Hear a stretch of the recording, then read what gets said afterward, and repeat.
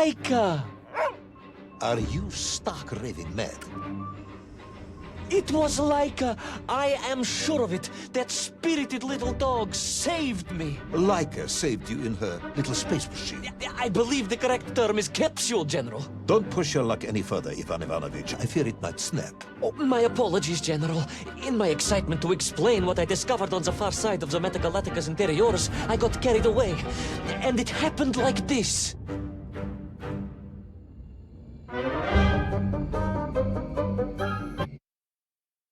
A rocky moon. It's the center of the Earth. The source of all creation, General. A place where time flowed like rivers, and boulders of raw matter rained like comets upon the cratered rock. Another miraculous escape from death. Another happy accident. It was no accident, General. Laika took me there entirely deliberately. I'm sure of that. She continues to be a heroine and a savior and protector of our great nation.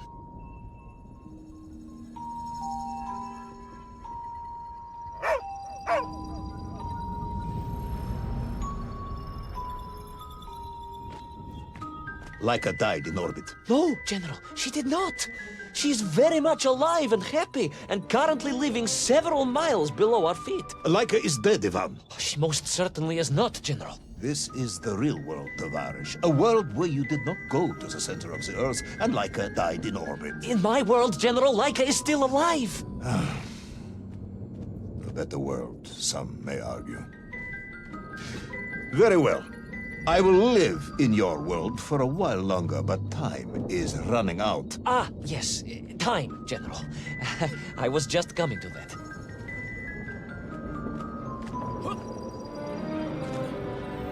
There in the distance it stood, enveloped in a mighty time storm. The world clock, General. The beating heart of all history. The axis mundi, the pillar of the world. Not enough to conquer Russia by drilling back to the surface with his magical mind-controlling atomic radio set, then. No, General.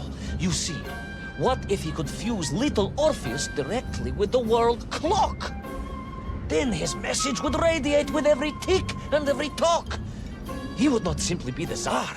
He would be the Tsar of all time, the eternal tyrant. The literal incarnation of everything our glorious revolution stood to overthrow.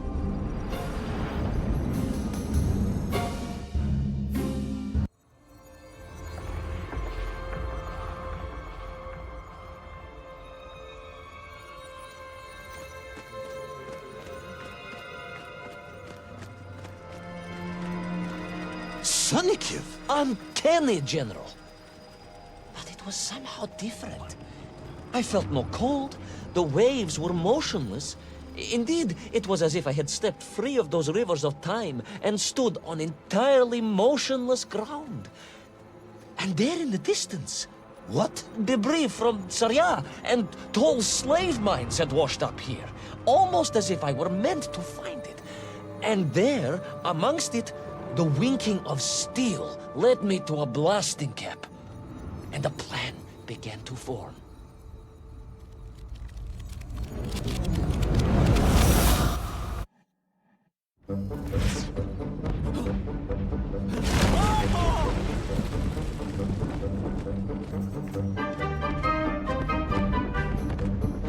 The terrain was ferocious. Explosive eruptions of fire and heat. Thunderous emissions.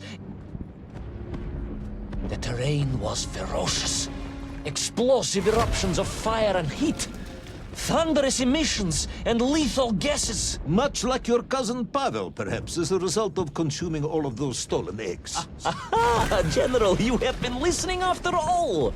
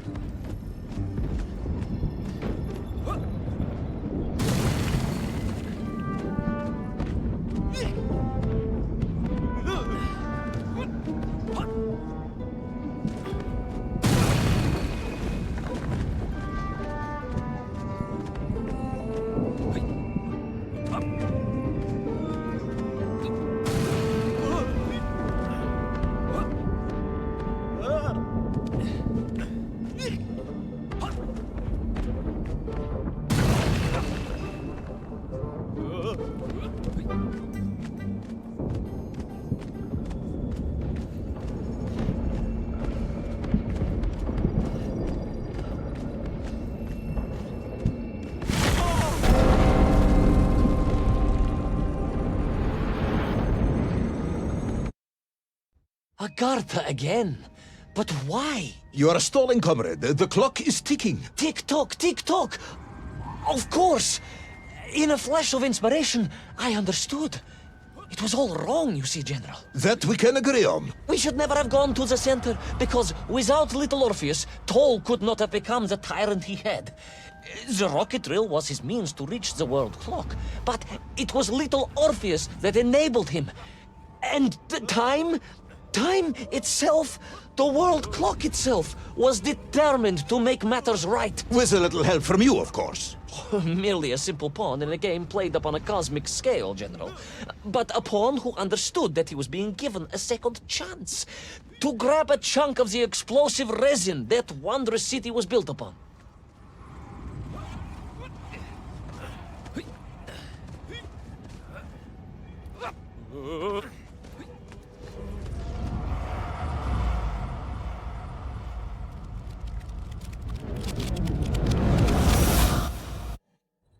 And I was back. The mighty river of time roared past me, carrying the weight of the whole of history with it. Even for you, this is a stretch. Our time is almost up. I have to submit my report within the hour. Time, General. Time was nearly up indeed. That ancient and magical river that carried me along was surely moving inevitably towards some kind of end.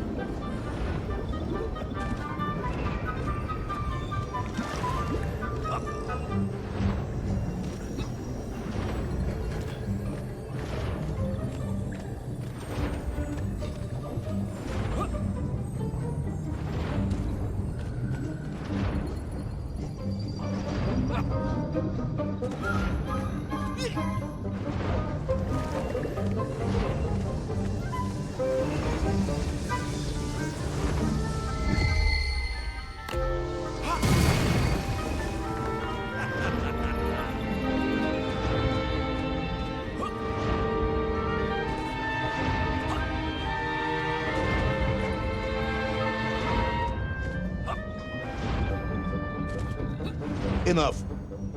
No more Privalov. No more stories. No more lost worlds and space dogs. I'm full of it. It is nearly midnight, and you have not given me the adequate explanation for the whereabouts of little Orpheus and the atomic bomb. But, General, I am about to tell you what happened when I finally caught up with the villain Toll. I do not care, Tavarish. I simply do not care. You have worn me down, and it is time to call a halt to this. I bear you no malice, comrade. In many ways, I admire you, but time is running out. Yes, General, yes. Time. Time. Because it was time itself that suddenly appeared to be on my side.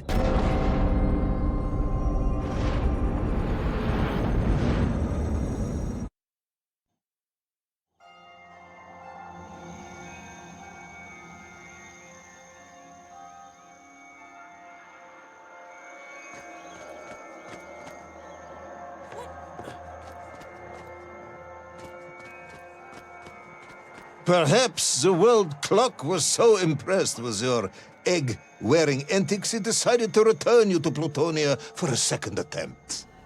I would strongly suggest you cut to the chase. The chase, yes. The pursuit of Toll and little Orpheus. I stood there with the resin fragment in one hand and the blasting cap in the other, and then, just like that, a clock began to ring. The world clock? No, General, an alarm clock.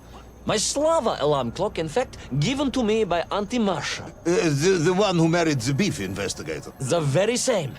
And the moment I saw that clock, I knew what I had to do.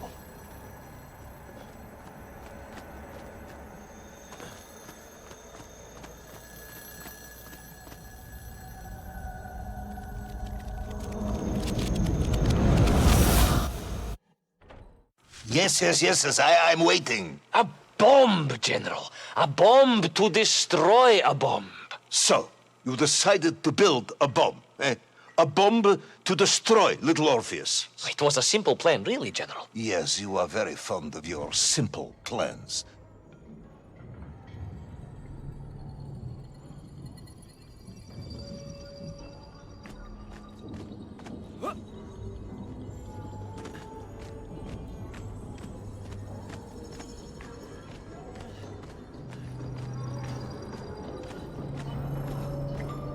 It was the last time I was to see those poor enslaved men on my journey. As they scurried in agitation around the base of the rocket drill, now a dreadful weapon of war in the hands of a madman, I was reminded of my mother. Your mother looked like a nymph? That is extremely disrespectful, comrade. No, I meant I was raised by my mother from an early age, of course. My childhood memories of my father were all too brief. You are rambling, Comrade Privalov. Time is running out. Dieni Rezinovi.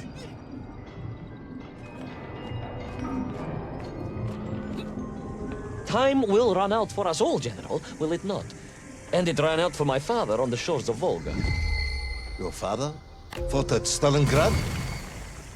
He did, General. So did I. Well, so you see, General. Perhaps we are just the same, you and I. Perhaps we are all just Menkf in the end.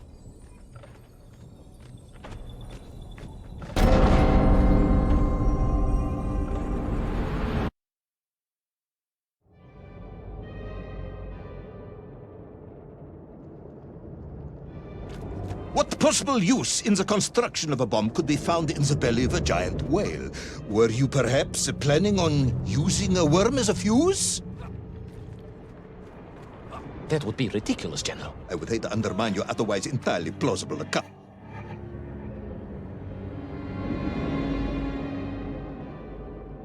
What possible use in the construction of a bomb could be found in the belly of a giant whale? Were you perhaps planning on using a worm as a fuse? That would be ridiculous, General. I would hate to undermine your otherwise entirely plausible account. You forget, General. The belly of the beast was full of shipwrecks. And on one of them, I was bound to find what I was looking for. Fuse wire. Comrade, yes, you'd forgotten all about the fuse until I reminded you, hadn't you?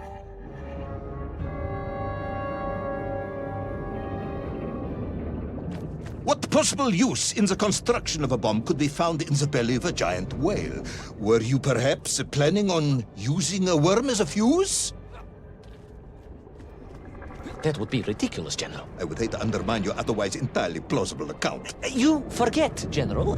The belly of the beast was full of shipwrecks. And on one of them, I was bound to find what I was looking for. Fuse wire. Comrade, yes, you'd forgotten all about the fuse until I reminded you, hadn't you? General, your cynicism is unbecoming to a man of your rank and stature.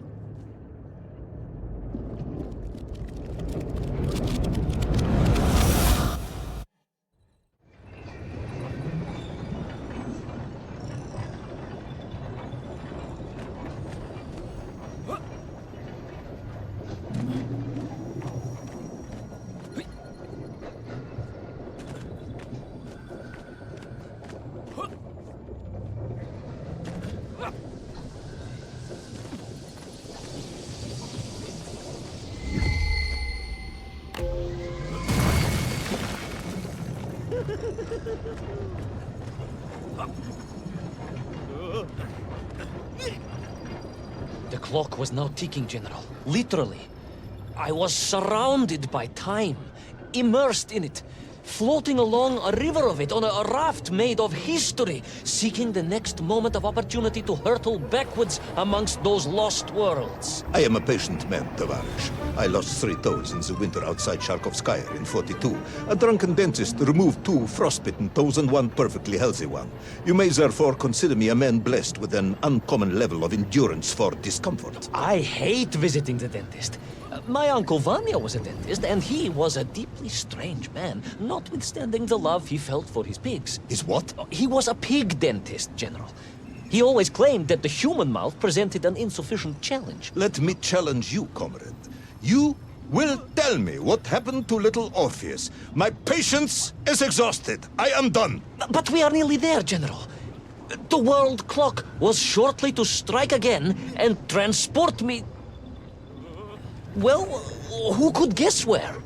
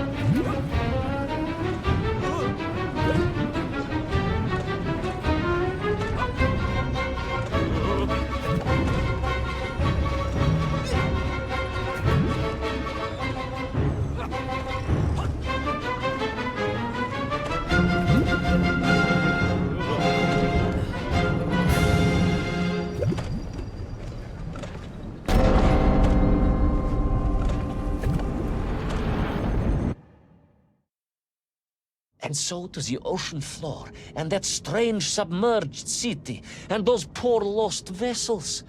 To find a shell case to hold all of my scavenged ingredients, the last piece I needed to construct my bomb. Ah, yes, I have been waiting for this. General? Time, Ivan Ivanovich. Whilst you have rambled on and on about it, I have simply bided mine. I am a patient man, as I have said. Yes, I don't feel I paid enough attention to the story about your toes. Do you have specially made shoes? Enough!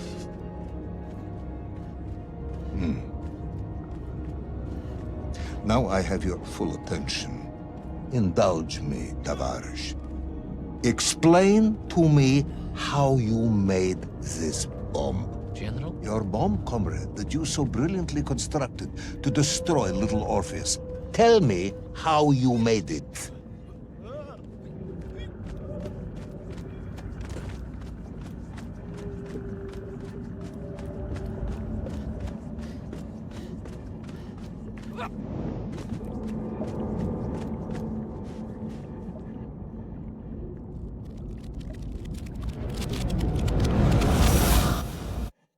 Well, In detail. The type of detail that should present no problem to a man who is actually capable of building a bomb, which I suspect would be an entirely different man to one who cheated on his entrance exams for the cosmonaut program.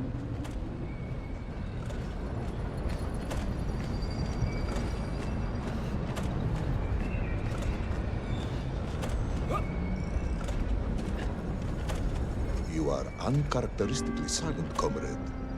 Cat, got your tongue? if I may, General, perhaps just a minute or two to gather my thoughts? There are precious few minutes left.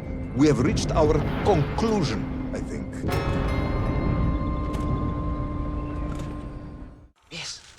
Yes, we have, General. I gazed up at the world clock and knew I had arrived at my destination. Whatever lay inside would see my journey end one way or another. But I had no idea of the marvels that awaited me. And The bomb, Ivan Ivanovich! Tell me how you built the bomb! it was a wonderful sight. The world... It is 2 minutes to midnight, Ivan. It is time to end this story.